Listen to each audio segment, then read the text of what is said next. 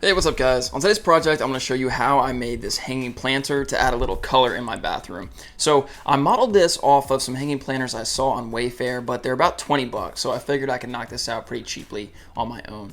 So grab some twine and I cut three about 5-foot segments, cut a little bit longer depending on how many of these you want to do. And then I literally just took the 3 strands and tied a knot at the top. Not rocket science there, no need to overthink it.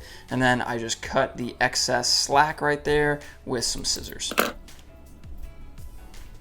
Next up, I cut the log wafers. I cut 3 of these. It's about 5-inch diameter and about 1-inch thickness. So cut 3 of those with a chainsaw. You could also do this with a miter saw. Then I went and I drilled 3 holes in each wafer, just slightly larger than the twine that I was using to tie them up.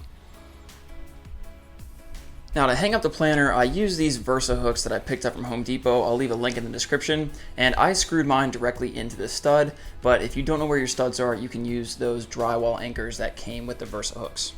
So with the hanger in place, I went ahead and I hung up the twine, and then I threaded the twine through the first wafer. And then I went underneath and I basically just tied knots that were slightly larger than the hole I drilled so that the wafer cannot slide down.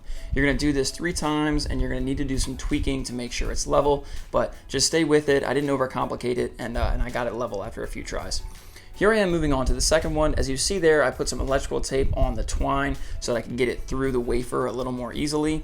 And I would go and I would just thread it through. I would do this for all 3, and then I would tie knots underneath, again, just slightly larger than the hole that was drilled so the wafer can't slide down.